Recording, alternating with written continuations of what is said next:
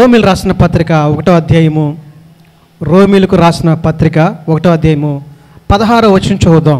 సువార్తను గురించి నేను సిగ్గుపడినవాను కాదు, ఏలయనగా నమ్ము ప్రతివానికి మొదట యూదునికి గ్రీసు దేశస్థునికి కూడా రక్షణ కలుగజేయుటకు అది దేవుని శక్తి అయి ఉన్నది. మీరందరూ కూడా పరిచర్యకు సహకరిస్తున్న విధానం బట్టి మనస్ఫూర్తిగా మిమ్మల్ని అభినందిస్తున్నాను. దేవుడు మిమ్మల్ని దీవించును గాక. ప్రత్యేకమైన మీ అందరికీ వందనాలు తెలియజేస్తున్నాను. ఎందుకంటే ఈ పరిచర్యలో మీరు పాలిభాగస్తులుగా ఉన్నారు, మాకు తెలుసు. మీకోసం మేము ప్రార్థన చేస్తున్నాం, మీ కుటుంబాల కోసం ప్రార్థన చేస్తుంటున్నాం. కాబట్టి అదే ఉద్దేశముతోటి ఈ పరిచర్యలో ఇంకా ముందుకు తీసుకెళ్ళడానికి ప్రభువు మీకు ప్రేరణ ఇచ్చిన ఆ మనస్సు, సువార్త యొక్క మనస్సు ఈ రీతిగా ఏర్పాటు చేయడానికి ఈ TWR ద్వారా మరి మీ సమక్షంలో దేవుడు అనుకూలపరిచినటువంటి ఈ యొక్క సువార్త ఉజ్జీవ కోరికను బట్టి, అలాగే మీ యొక్క సహకారం ద్వారా ఇక్కడ ఏర్పాటు చేయడానికి మీరు తీసుకున్న తీర్మానాన్ని బట్టి మీ అందరికీ నేను ప్రత్యేకించి వందనాలు తెలియజేస్తున్నాను. అలాగే పాస్టర్ గారు కూడా నేను వందనాలు తెలియజేస్తున్నాను. అయితే ఇక్కడ మీకోసం మేము ప్రార్థన చేస్తున్నాం. మీరు అందిస్తున్న సహకారాన్ని బట్టి తప్పకుండా మేము ప్రార్థన చేస్తున్నాం. మా ప్రార్థనలో మీరు ఉన్నారు కాబట్టి దేవుడు మిమ్మల్ని దీవించును గాక. ఇక్కడ దేవుని వాక్యము సువార్త యొక్క లాభం, బెనిఫిట్ ఆఫ్ ద సువార్త వల్ల ప్రయోజనము, లాభము ఇక్కడ మనం చూస్తున్నాం. అపోస్తలుడైన పౌలు మరి తన యొక్క ఉద్దేశము, తన యొక్క ఆలోచన దేవుని మాటలు ప్రకటించబడాలనేదే ఆయన యొక్క ఉద్దేశము తప్ప వేరొకటి ఏ ఉద్దేశము లేనే లేదు. ఎందుకంటే ఆయన సువార్త యొక్క శక్తిని ఎరిగినటువంటి వ్యక్తి ఎవరైనా అపోస్తలుడైన పౌలు. ఆయన రక్షించబడ్డాడు. రక్షించబడిన తర్వాత ఆయనలో ఒకలాంటి భారం కలిగింది. అది ఏ భారం అంటే నశించుచున్న దాన్ని వెదకి రక్షించడానికి మనిషి కుమారుడికి లోకానికి వచ్చుడన్న రీతిలోనే రక్షణ లేని వారిని ప్రభు కొరకు రక్షించే ఆ భారం ఆయనలో ఏర్పడింది. ఏ వ్యక్తి అయితే నశిస్తున్నారో, రక్షణ లేకుండా ఉన్నారో వారిని ప్రభు కొరకు నడిపించాలి, ఆయన యొక్క ఉద్దేశం. అందులో పాలుభాగస్తులుగా ఆ భారం యొక్క ఆ బాధ్యతను తెలుసుకున్నాడు కాబట్టి దేవుని పని కోసము తను వ్యయ ప్రయాసలు పడినట్టుగా మనము చూస్తున్నాం. ఎందుకంటే తన మాటల ద్వారా, తన జీవితము ద్వారా కొంతమంది అయినా ప్రభు కొరకు సంపాదించుకోవాలనేది ఆయన యొక్క ఉద్దేశము. దేవుని స్తోత్రం. ఆ యొక్క ఉద్దేశము ఆయన్ని ఎంతో ప్రభావితం చేసింది. అది దేవుని వాక్యము. దేవుడు ప్రభువే ఆ శక్తి అయి ఉన్నాడు. దేవుడే ఆ వాక్యమై ఉన్నాడు కాబట్టి ఆ వాక్యం యొక్క ప్రభావం చేత ఆయన మునుపు దేవుని ఎరగక మునుపు దేవుని శక్తిని రుచి చూడని వ్యక్తిగా ఉన్నాడు కాబట్టి దేవుని శక్తిని చూసిన తర్వాత దేవుని కొరకు ప్రయాసపడే విషయంలో ఏమాత్రం వెనకడుగు వేయట్లా. అంటే ఏంటి అంటే ఆయన ఉద్దేశము ఏంటంటే ఆత్మలు రక్షించబడాలి, అనేకులు ప్రభు యొద్దకి రాబడాలి. ఏ వ్యక్తి అయితే ప్రభు కొరకు నిర్దినాల్లో ప్రభు పనులు ప్రయాసపడతారో, లేకపోతే ఆ ప్రభు పనులు సహకరిస్తారో తప్పకుండా నిలిచి ఉండే ఫలాలు మనం ఖచ్చితంగా చూడగలుగుతుంటాం. ఏంటి నిలిచి ఉండే ఫలాలు? దేవుని కోసం మనం చేసినవి, దేవుని కొరకు మనం ప్రయాసపడిన ఆ పని అది వ్యర్థం కానే కాదు. ఇవి ఏమంటారు? ఇది మరపు లేనివి, నశించేవి కానే కాదు.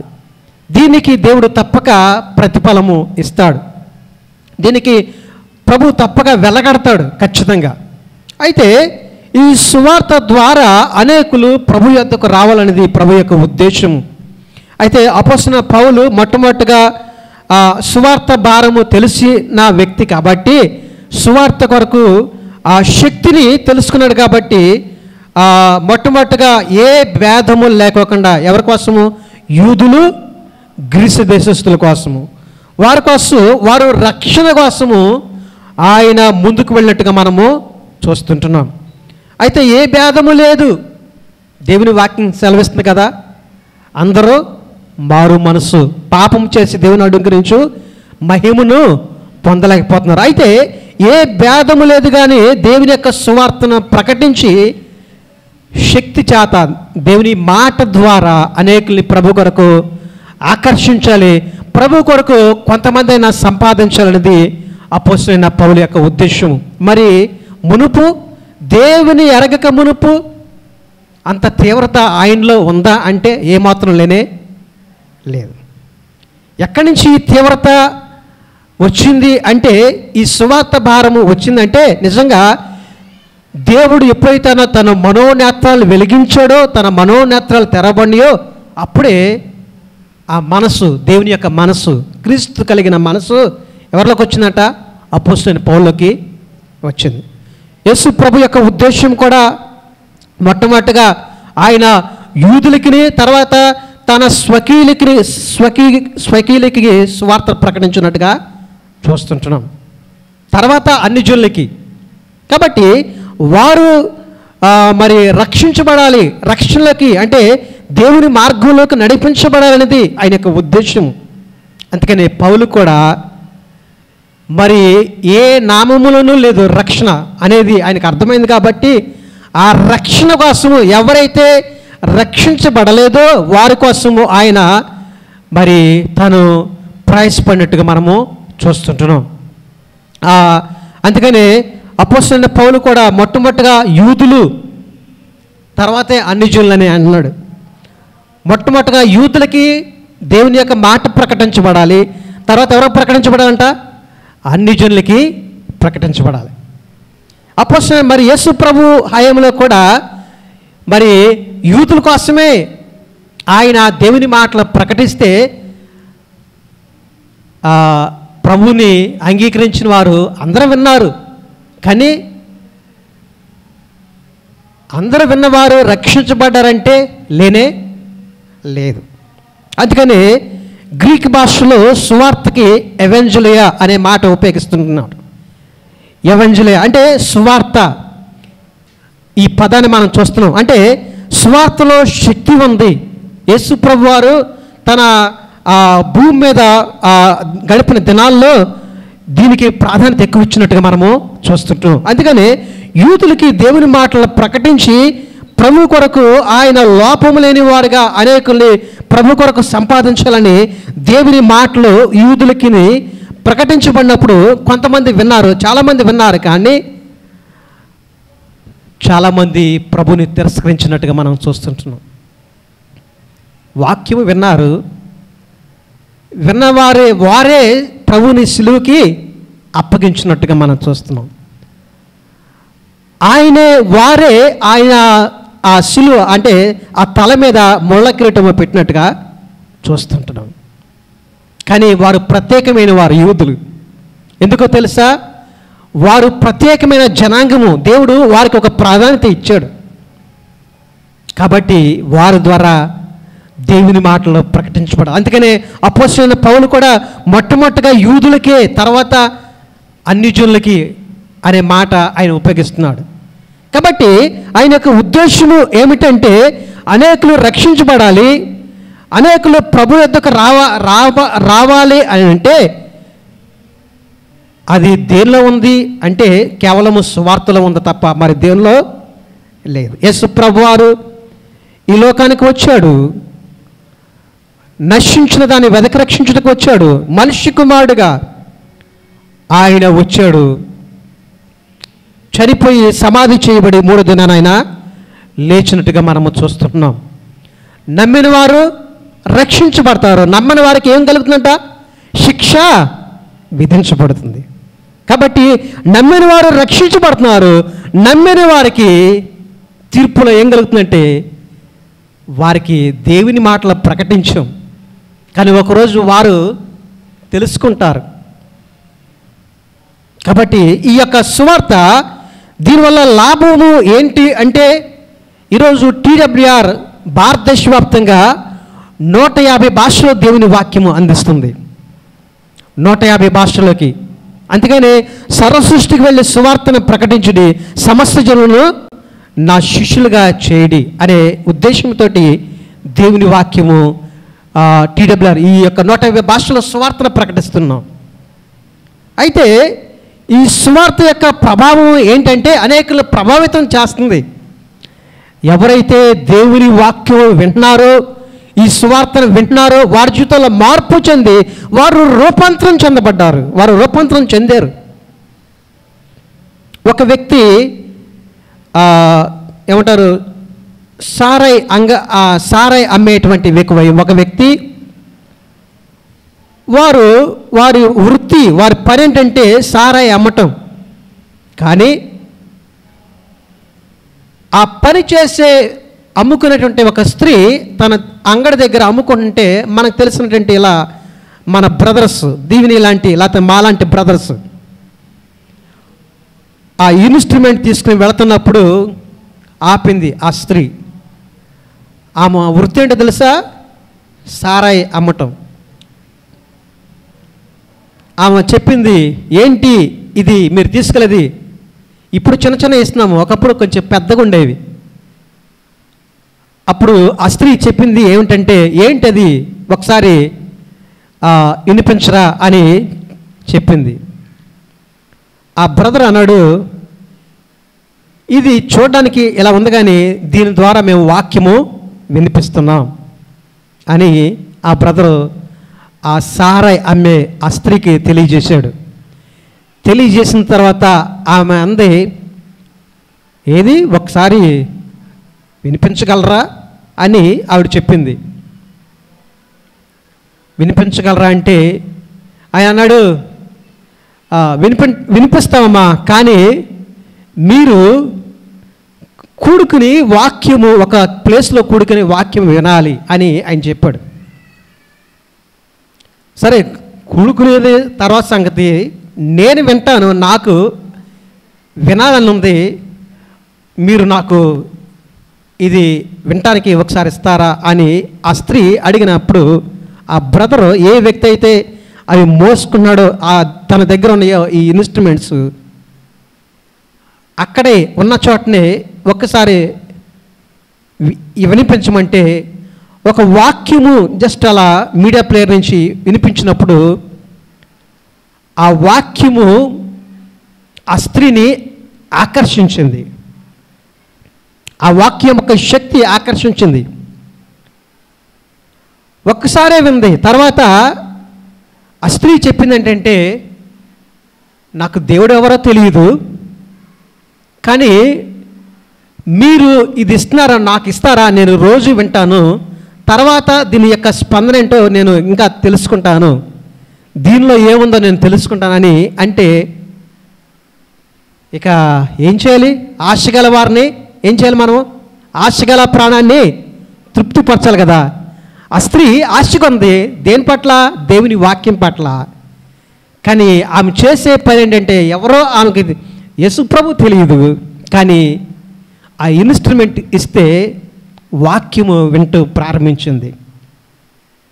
వాక్యం వింటూ ప్రారంభించిన తర్వాత ఆవిడలో పశ్చాత్తాపం కలిగి కొన్ని రోజుల తర్వాత ఆవిడ మమ్మల్ని సంప్రదించింది. ఈ స్త్రీ వృత్తి ఏంటి?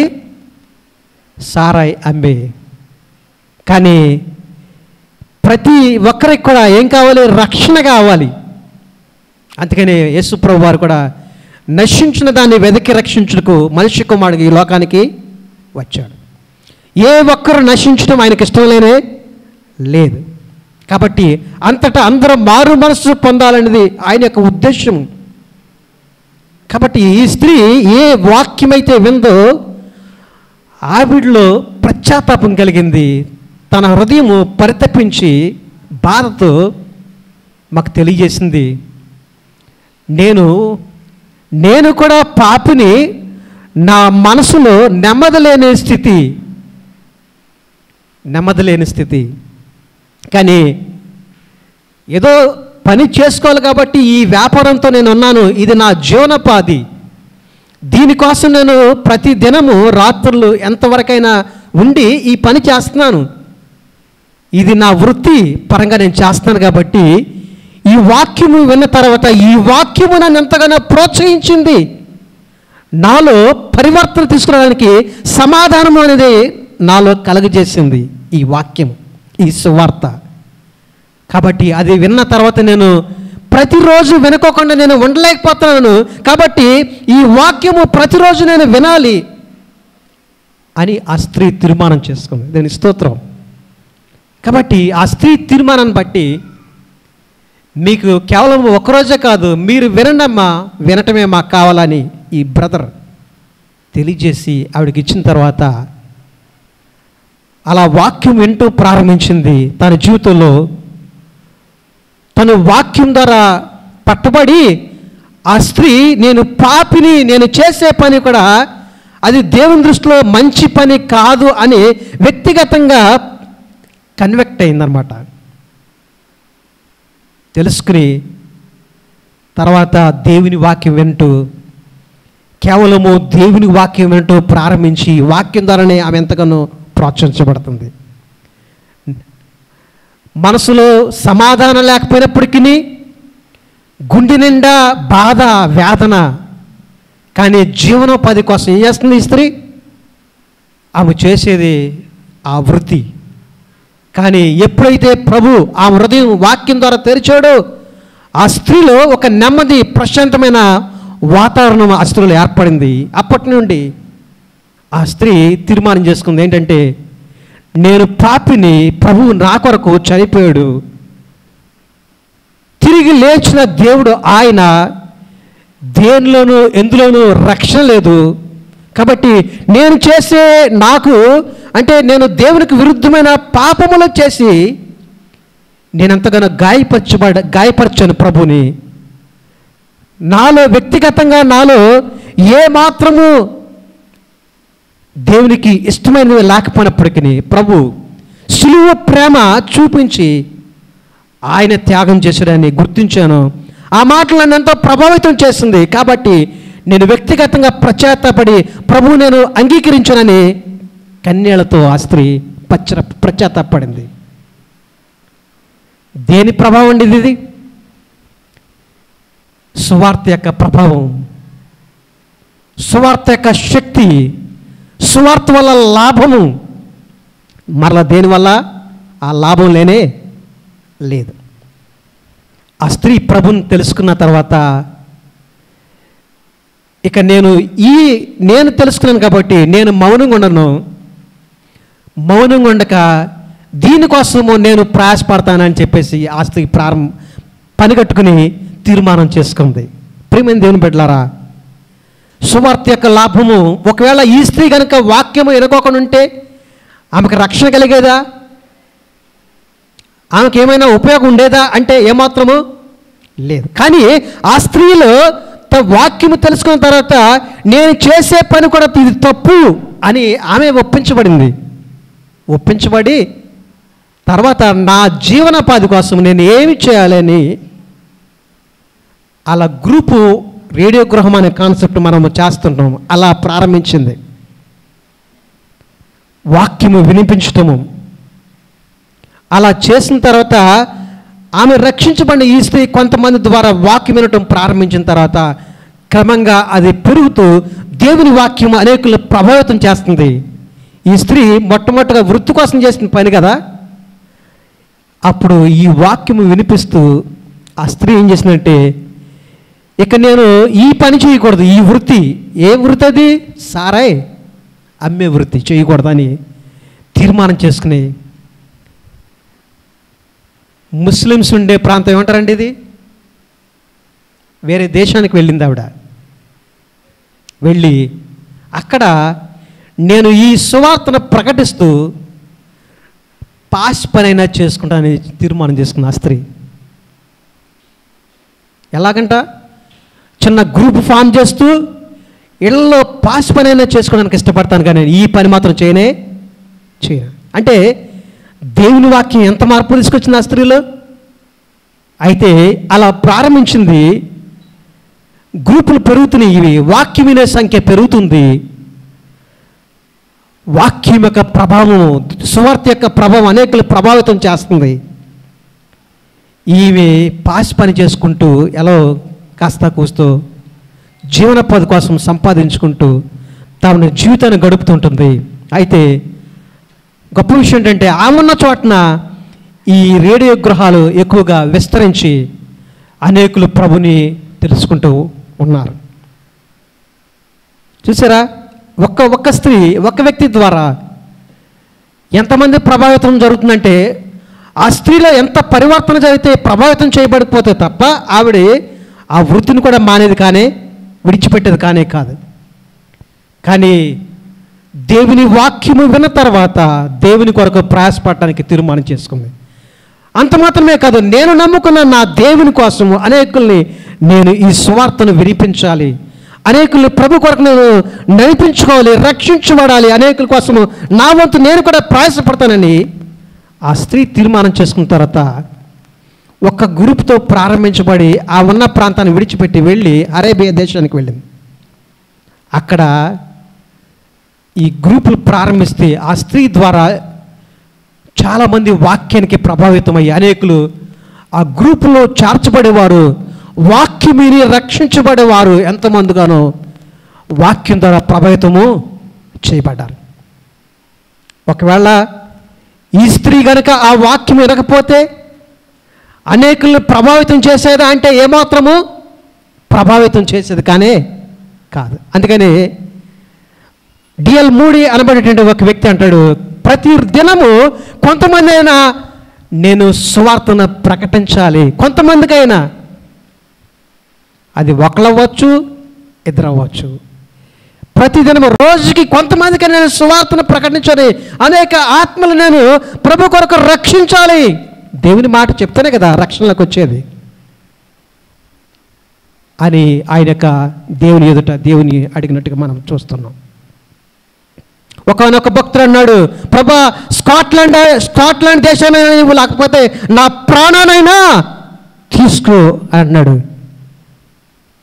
దేనికండి ఇది? ఏదైనా వ్యాపారం చేయడానికా? లేదు. ఆ దేశము ప్రభు కొరకు, స్కాట్లాండ్ దేశాన్ని ప్రభు కొరకు నడిపించాలి. ఆ దేశపు యొక్క ప్రజల్ని ప్రభు కొరకు రక్షణకు నడిపించాలి. అది ఆయన యొక్క ఉద్దేశం. మన భారతదేశంలో దాదాపుగా 145 కోట్ల మంది జనాభా ఉన్నారు. ఈవెన్ స్కాట్లాండ్ దేశం యొక్క జనాభా మనం అంచనా వేస్తే, ఎందుకంటే తెలుసా, వారందరినీ ప్రభు కొరకు నడిపించుకోవాలి, రక్షణలకు నడిపించాలి ఆయన యొక్క ఉద్దేశం. అందుకని ఆ దేశానైనా ఇవ్వలేకపోతే నా ప్రాణానైనా తీసుకోవాలి. ఎందుకు చెప్తున్నానంటే దేవుని యొక్క సువార్త యొక్క గొప్పతనం ఆయనకు తెలుసు కాబట్టి అంత పరితపించి ఆ దేశం కొరకు, ఆయన స్కాట్లాండ్ దేశం కొరకు ఆయన ప్రార్థన. కాబట్టి నీవు నేను రక్షించబడ్డాము, మరి మనము రక్షణ లేని వారి కోసం మనము ఏం చేస్తున్నాం అని ప్రశ్న చేసుకోవాలి. అయితే టీడబ్ల్యూఆర్ ద్వారా భారతదేశంలో 5 భాషలతో ప్రారంభించాము. వాక్యం యొక్క ప్రభావం 5 భాషల్లో ఉండలేదు కండి, ఇంకా ఈ సంఖ్య పెరిగింది. ఎక్కువ భాషలో వాక్యం చేరుకోవడానికి ప్రభు సహాయం చేశాడు. ఎక్కువ భాషలో చేరుకోవడానికి అంటే దాదాపుగా 150 భాషలకు దేవుని వాక్యమును అందించడానికి ప్రభు సహాయం చేశాడు. వాక్యము వింటున్నారు, అనేకులు రక్షించబడుతున్నారు, రక్షించబడి దేవుని రాజ్యానికి వారసులుగా తీర్చబడుతున్నారు. అనేకులు దేవుని వాక్యం చేత ప్రభావితమయ్యి ఈ వాక్యము లేకుండా, అంటే ఈ సువార్త లేకుండా మేము ఉండలేమండి అనేవారు ఎంతోమంది ఉన్నారు. ఎందుకు? దేనివల్ల ఇంత శక్తి, ఇంత ప్రభావితం దేనివల్ల చేయబడ్డారు వీళ్ళు? కేవలము వాక్యం, ఈ సువార్త. కాబట్టి ఇది మనుషుల్ని ప్రభావితం చేస్తుంది. మనుషుల్ని ప్రభావితం చేస్తుంది కాబట్టి ఈ వాక్యము ద్వారా ఏ వ్యక్తి అయితే వాక్యము వింటున్నాడో ఆ వ్యక్తి దేవుని యందు విశ్వసిస్తున్నాడో దేవుని అంగీకరిస్తున్నారు. అందుకనే ఇది దేనివల్ల మనుషులకు విశ్వాసం కలుగుతుంది అంటే వినుట వల్ల విశ్వాసము కలుగుతుంది. వినుట దేవుని గురించిన మాట వల్ల తప్ప మరి దేని వల్ల కలగట్లా. అదే అపోస్తలుడైన పౌలు యొక్క ఉద్దేశం. అందుకనే అపోస్తలుల ఆది సంఘము కూడా ఏం చేశారంటే వారు అనుదినము దేవాలయంలో దేవుని వాక్యము ప్రకటించారు. ఇంటంతా కూడా దేవుని వాక్యాన్ని వారు ప్రకటించారు. అందుకని పేతురు యొక్క ప్రసంగం ద్వారా, ఆ సువార్త దేవుని మాటల ద్వారా ఎంతమంది రక్షించబడారంట? ఒక్క ప్రసంగం ద్వారా, ఒక్క దేవుని యొక్క మాటల ద్వారా దాదాపుగా 3,000 మంది రక్షించబడరంట. దేవుని ఉందండి. దేనిలో ఉంది శక్తి? దేవుని యొక్క మాటల్లో, దేవుని శక్తి, దేవుని వాక్యంలో ఉంది శక్తి. ఆ సువార్తలో ఉంది ఆ శక్తి. అది మనుషుల్ని ప్రభావితం చేయగలదు. కాబట్టి అందుకని ఆ యొక్క ఏమంటారు 147వ కీర్తన అంటుంది, ఆయన వాక్యము బహు వేగంగా పరిగెత్తును. ఆ వాక్యము వేగంగా పరిగెడుతుంది. మనం చెప్పే మాట చిన్నదవ్వచ్చు, అనేకులు ప్రభావితం చేస్తుంది. అందుకని పౌలు, అపోస్తలుడైన పౌలు ఆ వాక్యము తెలిసినటువంటి వ్యక్తి ఆ వాక్యం కొరకు ప్రయాసపడ్డాడు. ఆ వాక్యం కొరకే ప్రయాసపడ్డాడు. ఇబ్బంది పడ్డానికి కూడా ఇష్టపడ్డాడు. తినకో రేయింబాగళ్ళు ఆ సువార్త కోసమే, పరిచయం కోసం ప్రయాసపడ్డాడు. అందుకని ఒక మాట చదువు దేవుని వాక్యంలో. ఆయన అంటాడు, తిమోతి రాసిన పత్రిక, 2వ తిమోతి రాసిన పత్రిక 1వ అధ్యాయము 8వ వచనం చూద్దాం.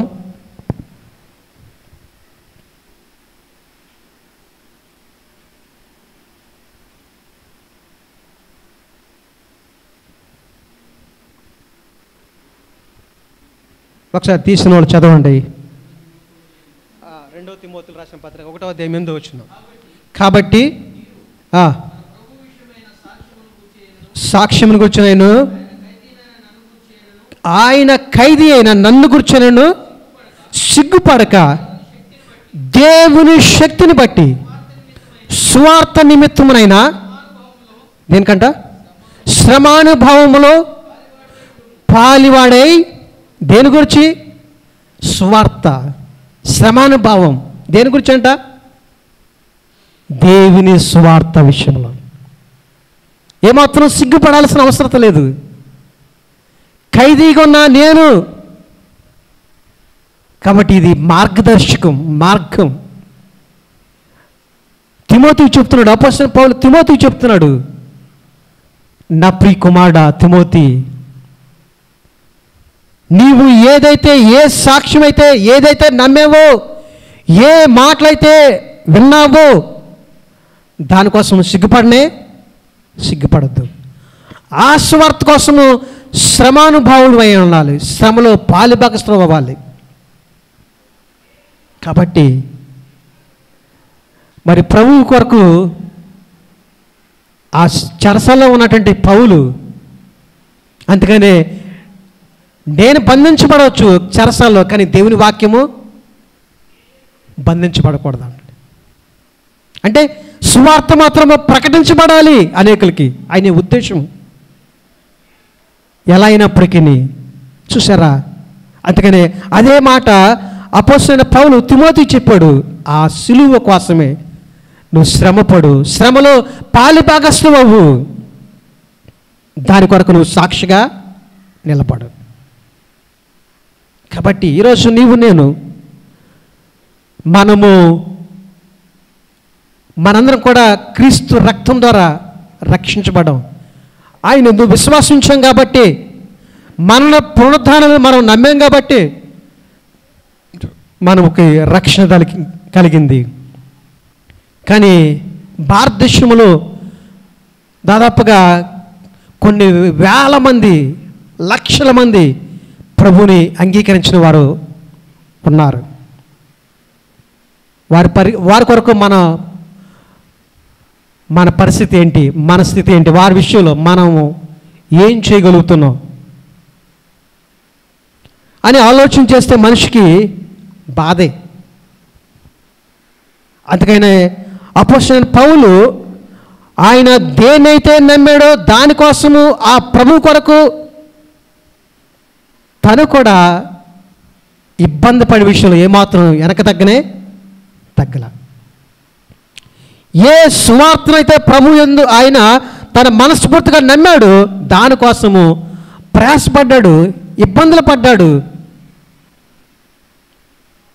అనేకులకి ఆ రక్షణ సువార్తను ప్రకటించాలని ఆశపడి ముందుకు వెళ్ళినట్టుగా మనము చూస్తుంటున్నాం. ఎందుకంటే ఆయన ద్వారా ఎంతోమందికి సువార్త ప్రకటించబడింది. కొంతమంది ఆయనతో ఉన్నారు, ఆయనకు తోడుకున్నారు. ఎందుకో తెలుసా?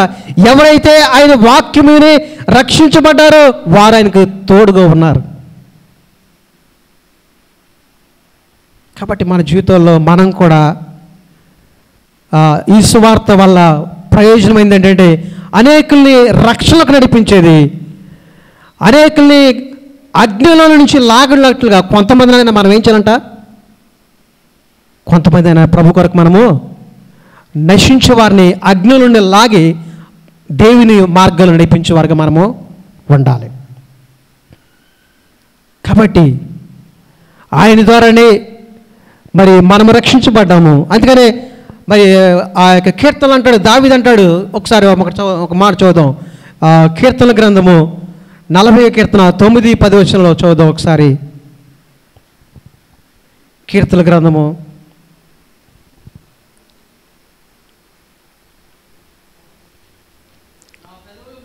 నా పెదవులు మూసుకొనక, ఎక్కడంట? మహాసమాజములో నేను సువార్తను నేను ప్రకటించి ఉన్నానని నేనంటిని. యెహోవా, అది నీకే తెలిసి ఉన్నది. నీ నీతిని నా హృదయంలో నుంచుకుని నేను ఊరకుండలేదు. నీ సత్యమును నీ రక్షణను ఏం చేసినట? ఆయన తెలియజేయంట. ఆయన నీతిని ఎవరిలో? దావీదు అంటున్నాడు, తన మనసులో ఉంచుకున్నాడు. అలానే దేవుని కోసము, దేవుని సువార్తను ప్రకటించే విషయంలో తను మౌనంగా ఏమాత్రం లేడు. అందుకని ఒక చోట యేసుప్రభు అంటాడు కదా, మీరు మాట్లాడితే రాళ్ళు పలుకుతాయి. అంటే మనం కనుక మాట్లాడకపోతే ఏమవుతుంది? రాళ్ళ ద్వారా అయిన సువార్తనే ప్రకటించబడుతుంది. కాబట్టి దావీదు అంటున్నాడు, నా పెదవులు మూసుకోలేదు, నా ద్వారా సువార్త ప్రకటించే విషయంలో మహాసమాజానికి ఆయన నీతి నా మనసులో ఉంది, నా అంతరంగంలో ఉంది. ఆయన గురించి నేను మాట్లాడతాను, మౌనంగా ఉండను, నా పెదవులు మూసుకుని ఉండను. చూసారా? ఇది ఎప్పుడు? పాత నిబంధన గ్రంథం. అంటే అప్పుడే ఆయన సువార్తను ప్రకటించినట్టుగా ఆయన తెలుసుకున్న ఆ వాక్యము, ఆ సువార్తను సమాజంలో అందరికీ తెలియజేస్తానంటున్నాడు. కాబట్టి ఆయన నీతి నా హృదయంలో ఉంది. ఏంటి ఆ నీతి? యేసు ప్రభువే పరిశుద్ధుడు, ఆయనే నీతిమంతుడు, పునరుద్ధానములు కలిగిన దేవుడు. ఆయన మరణ పునరుద్ధానముల ద్వారా దేవుని సువార్త ప్రకటించబడితే తిరిగి లేచిన దేవుడు, పాపము లేనివాడుగా. కాబట్టి ఆ నీతిని ఆయనలో పెట్టుకున్నాడు. కాబట్టి ఆ విషయంలో మౌనంగా ఉండక దేవుని మాటలో సువార్త కొరకు ప్రకటిస్తాను, నా పెదవులు విప్పుతాను, మౌనంగా ఉండనంటున్నాడు. కాబట్టి మన జీవితంలో ప్రియమైన దేవుని బిడ్డలారా, మనం కూడా క్రీస్తు రక్తములో కడగబడిన మనము ప్రతి ఒక్కరికి ఆయన ఒక బాధ్యత ఇచ్చాడు. ఏ వ్యక్తి అయితే ప్రభు యందు విశ్వసిస్తారో, క్రీస్తు రక్తంలో కడగబడతారో వారికి వారి భుజాల మీద ఒక బాధ్యత ఉంది. ఏంటి ఆ బాధ్యత? సువార్తను ప్రకటించే బాధ్యత ప్రతి వ్యక్తికి ఉంది. ఒకనొక పూజారి గుళ్ళల్లో పూజ చేసుకుంటూ ఉండేటువంటి వ్యక్తి, ఆయన వృత్తి ఆ యొక్క దేవాలయంలో పూజ చేస్తాడనమాట. ఆయన వృత్తి అది. కానీ ఆయన ఒకసారి దేవుని వాక్యము విన్నాడు. వాక్యం విన్న తర్వాత ఆయన అనుకున్నాడు, నిజంగా యేసు ప్రభు ఆ కన్య మరియ గర్భాన జన్మించాడా అని ఒక సందేహం కలిగింది ఆయనలో. ఎందుకంటే మంచి చదువుకున్నటువంటి వ్యక్తి ఆయన. వేదాల్లో మంచి అవగాహన ఉన్న వ్యక్తి అయినా ఆ సందేహము ఆ వాక్యము విన్న తర్వాత ఆయన డౌట్ క్లియర్ అయింది. అన్ని పుస్తకాలు చదివాడు. తర్వాత ఆ వాక్యమును గురించి దీనిలో తప్ప, కేవలం బైబిల్ తప్ప ఇన్ని పుస్తకాలు చదివిన తన యొక్క డౌట్ క్లారిఫై కానే కాల. ఆయన నమ్మిన వాక్యం కొరకు తను చేస్తున్నటువంటి ఆ వృత్తిని విడవలేక అలా ఉన్నాడు. కానీ నిజమైన దేవుడు ఎవరో తెలుసుకున్నాడు. వ్యక్తిగతంగా చేసే పని కూడా ఆయనకి అంత సంతృప్తిగా లేదు. ఆ పని వల్ల కూడా తన మనసులో. కానీ ఒకసారి దేవుని వాక్యము విన్నటండి ఆ వ్యక్తి వాక్యము నిజమని తెలుసుకున్నాడు. కానీ తనలో తన మనస్సు మారలా. కానీ అలానే ఆ పని చేస్తూ ముందుకు వెళుతున్నాడు. తన మనసులో మార్పు లేదు, రక్షణ లేదు. కానీ ఆ వ్యక్తి దేవుని వాక్యము మన టీడబ్ల్యూఆర్ కార్యక్రమం ద్వారా వాక్యము విని వాక్యము చేత తన పట్టబడ్డాడు. వాక్యం చేత పట్టబడ్డాడు. ఆయన వాక్యము విన్న తర్వాత ఆ వాక్యం విన్న తర్వాత తనకు ఎన్నో సందేహాలు ఆ సందేహాలన్నీ పరిష్కరించుకోవడానికి టీడబ్ల్యూఆర్ యొక్క కార్యాలయానికి ఉత్తరాలు వచ్చేవాడు. ఆయన ఉత్తరాలు రాసి వాళ్ళు స్పందన తెలియజేస్తూ మీరు అలానే దేవుని నమ్ముకోండి, దేవుడు మీకు సహాయం చేస్తాడు, మీరు నమ్మిన ఆ వాక్యమును పట్టుకుని ప్రార్థన కూడా మీరు చేయండి అని వారు చెప్పినప్పుడు ఆ ఏ వ్యక్తి అయితే పూజారిగా ఉన్నాడో ఆ వ్యక్తి వాక్యం విన్న తర్వాత ప్రార్థన చేయడం కూడా ప్రారంభించాడు. అలా కొంతకాలము ఒక రహస్య పూజారిగా ఉండిపోయాడు. ఆయన రహస్య పూజారిగా ఉండిపోయాడు. తన వృత్తి చేస్తూ తన వృత్తిని అది కొనసాగిస్తూ అలానే ఉన్నాడు. కానీ దేవుని వాక్యం ద్వారా తన సందేహాలన్నీ తనలో పరివర్తన వాక్యం ద్వారా తను మార్చబడిన తర్వాత ఇక ఈ పని చేస్తే నేను ప్రయోజనం లేదు, ఇక దేవుని మాటలు నేను ప్రకటించాలని తను సంపూర్తిగా ఆ వాక్యమైన తర్వాత తెలుసుకున్న తర్వాత దాన్ని విడిచిపెట్టి బయటకు వచ్చాడు. అప్పటి వరకు అంటాడు చాలా కాలం ఒక రహస్య క్రైస్తవుడిగా నేను దేవాలయ పూజారిగా నేను ఉండి పూజ చేస్తూ ఆ పనిలోనే ఉన్నాను, అయితే నేను ఒక రహస్య క్రైస్తవుడిగా ఉన్నాను అంటాడు. ఎప్పుడైతే ఆ వ్యక్తి కంప్లీట్గా దేవుని వాక్యము తెలుసుకుని దేవుని వాక్యం పట్ల మంచి అవగాహన వచ్చిందో దాన్ని విడిచిపెట్టి దేవుని సువార్తను ప్రకటించడానికి ముందుకొచ్చాడు. ఆ వ్యక్తి ఇప్పుడు గొప్ప సేవకుడయ్యాడు. ఆ వ్యక్తి టీడబ్ల్యూఆర్ వాక్యం ద్వారా ప్రకటిస్తున్నాడు. కొన్ని వందల రేడియో గృహాలు ఆయన ప్రారంభించాడు. దేవుని స్తోత్రం. ఎందుకో తెలుసా? దేవుని వాక్యములో ఉన్న శక్తి. కాబట్టి భారతదేశంలో టీడబ్ల్యూఆర్ సువార్తను అందిస్తూ అనేకుల్ని ప్రభు కొరకు రక్షించుకోవాలి, అనేకుల్ని శిష్యులుగా చేయాలి, ప్రభు మార్గము ఎరగని వారికి తెలియజేసి అనేకుల్ని ప్రభు కొరకు నడిపించుకోవాలన్న ఉద్దేశంతో దేవుని వాక్యమును అందిస్తుంది. కాబట్టి ఇందులో పాలుభాగస్తులుగా ఉన్న మీరు పరిచయంలో సహకరించే వారికి ఉన్నారు. మీరంతా ధన్యులు. దేవుని స్తోత్రం. ఎందుకు తెలుసా? ప్రభు పనిలో పాలుభాగస్తులుగా. అందుకని ఆ యొక్క యెషయా కదా, నా జనుల కోసం ఎవరు వెళ్తారంటే యెషయా అంటాడు కదా, నేను వెళ్తానని చెప్పేసి. ఎందుకు తెలుసా? వెళ్ళాలి, లేకపోతే వెళ్ళేవారిని పంపించాలి. దేనికోసము? ఏ సువార్త అయితే ప్రకటించబడుతుందో ఆ సువార్త నిమిత్తము వెళ్ళేవారిని మనం తెలియచేయాలి, వారిని ప్రోత్సహించాలి. కాబట్టి ఆ సువార్త టీడబ్ల్యూఆర్ ద్వారా భారతదేశంలో దేవుని వాక్యం చేరుతుంది. ఇంకా అనేకుల్ని కేవలం వినివారు మాత్రమే కాక దేవుని వాక్యం ద్వారా వారిని ఒక క్రమమైన పద్ధతిలో వారిని శిష్యులుగా చేసి వారిని దేవుని రాజ్యానికి ఒక మంచి శిష్యులుగా తీర్చిదిద్దాలనేది టీడబ్ల్యూ యొక్క ఉద్దేశం. అయితే ఈ పరిచర్య భారతదేశంలో 150 భాషలో జరుగుతుంది. మరి ఈ పరిచర్య కొరకు మీరు ప్రార్థన చేయండి. చివరికి ఒక మాట చెప్పి నేను ముగిస్తాను.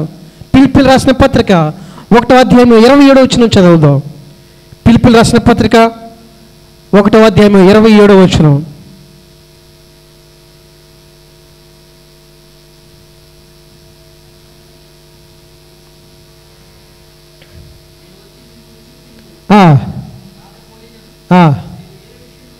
ఏ విషయంలోనూ ఎదురించు వారికి బెదరక అందరిలో ఒకే భావముతో సువార్త విశ్వాస పక్షమున పోరాడుచు ఏక మనస్సు గలవారై నిలిచినారని నేను మిమ్మల్ని గురించి వినులాగున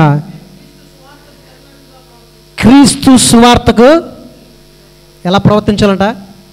క్రీస్తు సువార్తకు తగినట్టుగా ప్రవర్తించాలి. ఆల్రెడీ సువార్త ప్రకటించడం జరిగింది ఆ ప్రజలకి. కానీ ప్రకటించినప్పటికీ సువార్తకు తగినట్టుగా బ్రతకాలి ఆయన ఉద్దేశం, అపోస్తలుడైన పౌలు ఉద్దేశం. కాబట్టి దాన్ని ఎదిరించడానికి ఎవరైనా బెదిరిస్తారేమో, దానికి తగినట్టుగా ఆ విన్న మాటలకు తగినట్టుగా బ్రతకోకుండా ఎదిరిస్తారేమో, ఇబ్బంది పడతారేమో, ఏమాత్రమో బెదరవద్దు. ఏది విన్నారో ఆ మాట కోసం కట్టుబడండి. మీరు దాని వాక్యం ప్రకారంగా బ్రతకండి. మీరు నేను రావచ్చు మీ దగ్గరికి నేను మరలా రాకపోవచ్చు. ఒకవేళ దేవుడు నాకు అవకాశం ఇస్తే మిమ్మల్ని చూడడానికి వస్తాను, లేకపోతే దేవుని వాక్యం ప్రకారంగా బ్రతకండి. చూసారా, అపోస్తలుడైన పౌలులో కూడా ఎంత మార్పు! బ్రతుకుట క్రీస్తు అయితే చావైతే లాభం. ఎందుకు ఆ మాట ఎందుకన్నాడంటే దేవుని కోసము. అదే గొప్ప ధన్యత. అందుకనే అపోస్తలుడైన పౌలు వీళ్ళకే చెప్తున్నాడు ఏమనంటే ఆ సువార్తకు తగినట్టుగా బ్రతకండి అన్నాడు. అందుకని ఒక వ్యక్తి అన్నాడంట ఏమని, ఒక పాస్టర్ గారు ఇలా అన్నాడంట, మీ ఊర్లో సువార్త చేద్దాం అనుకుంటున్నాం మేము. అంటే సువార్త చేయటం కదండి, మేము సువార్తను చూసామండి అన్నాడంట ఒక ఆయన. ఒక పాస్టర్ గారు అన్న మాటకి మేము సువార్త చేద్దాము, మీ ఊరికి వచ్చి చేద్దామని అంటే ఆ విన్న వ్యక్తి అనంట, మీరు సువార్త చేయటం కదండి, మేము సువార్తను చూసామని అంట. ఏంటి అంటే వాళ్ళు చూసింది ఏంటంటే ఒక టీచరు ఆ ఊరికి టీచింగ్ చేయడానికి వెళ్ళాడు, స్కూల్లో టీచర్గా. వాళ్ళ బిడ్డలతో సహతిము ఒక క్రమమైన పద్ధతిలో వారి కుటుంబము వారి బిడ్డలు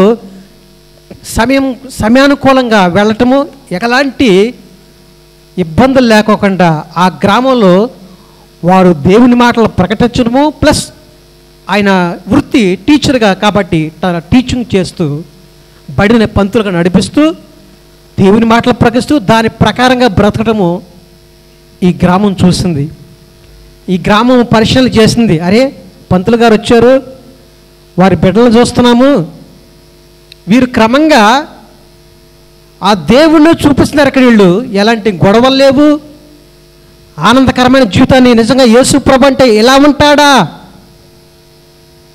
అని దాని ప్రకారంగా ఆ టీచర్ కుటుంబం చూపించగలిగిందంట. అందుకనే ఈ పాస్టర్ గారి గ్రామస్తుడు అన్నాడు, మీరు సువార్త చేస్తామన్నారు, మేము సువార్తను చూసాము, వీళ్ళు ఆ టీచర్ గారి కుటుంబంలో యేసు ప్రభును చూపించారు అక్కడ. అందుకని ఆ మాట ఖచ్చితంగా చెప్పగలిగాడు ఆయన. మేము చూసామండి, మీరు చెప్పనవసరం లేదు, మేము చూసాం కాబట్టి అని అంట. చూసారా ఇది. అందుకని అపోస్తలుడైన పౌలు అన్నాడు, ఆ సువార్తకు తగినట్టుగా మీరు బ్రతకండి. కాబట్టి అదే అలా బ్రతికితేనే నిత్యరాజ్యానికి వారసులుగాను అనేకలే రూపాంతరపరచగలుగుతుంటాం. అందుకని ఒక తల్లికి 6 బిడ్డలంట.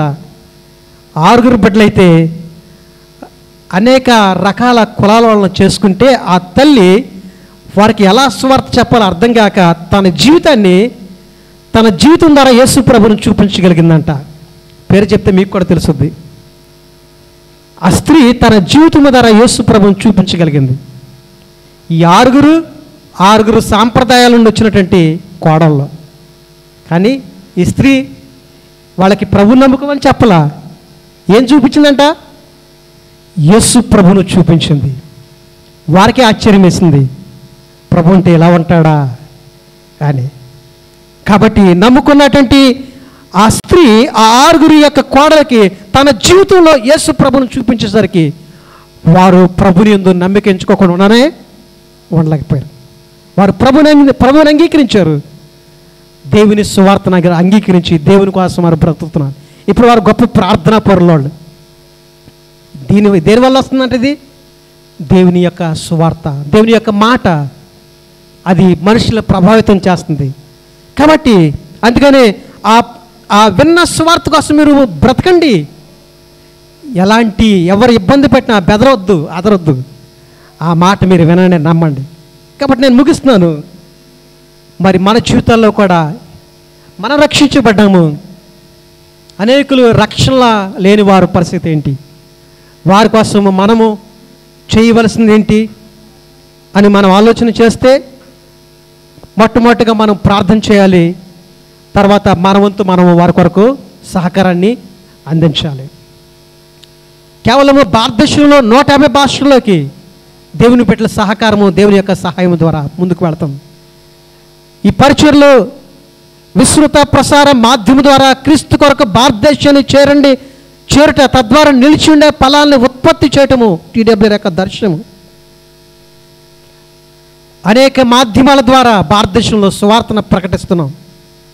ప్రస్తుతము టీవీ ద్వారా దేవుని వాక్యమును అందిస్తున్నాము. ఈ వాక్యము అనేకులను ప్రభావితం చేస్తుంది. ఇందాక చెప్పారు అయ్యగారు, ఆరోగ్య మూర్తి గారి వాక్యం చాలా చక్కగా. ఈ వాక్యం మనము ఆయా టీవీ ఛానల్ ద్వారా వాక్యాన్ని అందిస్తున్నాం.